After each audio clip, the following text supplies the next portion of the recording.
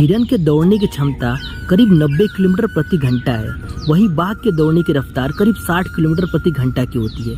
लेकिन फिर भी बाघ हर बार हिरण का शिकार कर लेता है। जानते हैं क्यों? हिरण के मन में डर होता है कि वह बाघ से जीत नहीं पाएगा और इसी डर की वजह से वह बार बार रुककर पीछे मुड़कर देखता है। हिरण के मन का डर उसकी रफ्तार को कम कर देता है और बाघ उसका शिकार कर लेता है। मित्रों, मन का डर हमेशा हमें आगे बढ़ने से रोकता है। जिस व्यक्ति के मन में हार जाने का डर है वह कभी भी अपनी पूरी क्षमता से काम कर ही नहीं सकता। उसका मन उसको हमेशा कमजोर होने का एहसास कराता रहेगा। आप चाहे किसी भी फील्ड में हो, आप चाहे कोई भी कार्य कर रहे हो, आपको अपने मन को जीतना बहुत जरूरी है। क्योंकि जो व्यक्ति मन से हार जाता है वो अपार क्षमता होने के बावजूद कभी सफल नहीं हो सकता।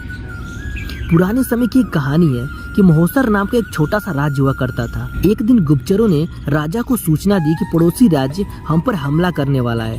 गुप्तचरों ने बताया कि खबर एकदम पक्की है। सिर्फ 3 दिनों के भीतर पड़ोसी राज्य अपनी विशाल सेना के साथ हम पर हमला कर देगा और उनकी बड़ी सेना के आगे हमारा टिक पाना बेहद कठिन है। राजा बेहद चिंतित हो गया। उसने तुरंत सभा बुलाई और सभी लोगों से सलाह मांगी कि अब हम लोगों का मरना तय है। अगर किसी व्यक्ति के पास कोई सुझाव है तो अपना सुझाव हमारे साथ साझा कर सकता है। राजा के चतुर मंत्री ने कहा, राजन, अब जब जान पर बंधी आई है तो इसका एकमात्र उपाय है कि हमें आज ही पड़ोसी राज्य पर हमला कर देना चाहिए। राजा बोला, मंत्री जी, हमारी सेना बहुत छोटी है, हम उनका मुकाबला कैसे कर पाएंगे? मंत्री बोला, राजन, पड़ोसी राज्य की अभी युद्ध की तैयारी नहीं है। अभी उन पर हमला कर दिया तो वह संभल नहीं पाएंगे और हमारे जीतने की कुछ तो उम्मीद बनेगी। ऐसे भी अगर हमने हमला नहीं किया तो हमारा विनाश तो तय है, क्योंकि कुछ दिन में पड़ोसी राज्य हम पर हमला करने ही वाले हैं। राजा को बात जच गई। उसने तुरंत अपनी सेना को तैयार होने का आदेश दिया और राज्य के नागरिक भी सेना के साथ जुड़कर युद्ध करने चल दिए।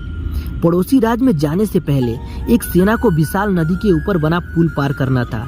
जैसे ही सेना पुल पार करके पड़ोसी राज्य में घुसी तो राजा ने उस पुल को आग लगवा दी और सेना को बोल दिया कि अब हमारे पास वापस जाने का कोई रास्ता नहीं है। या तो हमें विजय प्राप्त करनी है या फिर यहीं मरकर प्राण त्याग देना है। सभी सैनिक अपनी पूरी क्षमता के साथ लड़े और पड़ोसी राज्य की बड़ी सेना को भी मात दे दी। मित्रों, जैसे राजा ने अपनी सेना की असफलता के सभी रास्ते बंद किए थे, ठीक वैसे ही आपको भी अपनी असफलता के सभी रास्ते बंद करने होंगे। अपने स्वयं महसूस किया होगा कि जब इंसान के सभी रास्ते बंद हो जाते हैं तभी वो सबसे ज्यादा मेहनत करता है और सफलता हासिल करता है। अपनी सफलता के लिए खुद को झोंक दीजिए। अपनी असफलता के बारे में सोचना ही छोड़ दीजिए, क्योंकि आपके आसपास असफल होने का कोई ऑप्शन ही नहीं है। खुद को असफल होने का कोई ऑप्शन ही मत दो। डरो नहीं, क्योंकि हमें समस्या आपकी क्षमता से बड़ी नहीं है। दोस्तों, अगर ये स्टोरी आपको अच्छी लगी हो तो हमें कमेंट बॉक्स में जरूर बताएं और हमारे चैनल को सब्सक्राइब कर लें, क्योंकि हम रोज आपके लिए एक ऐसी मोटिवेशन वीडियो लेके आते रहेंगे।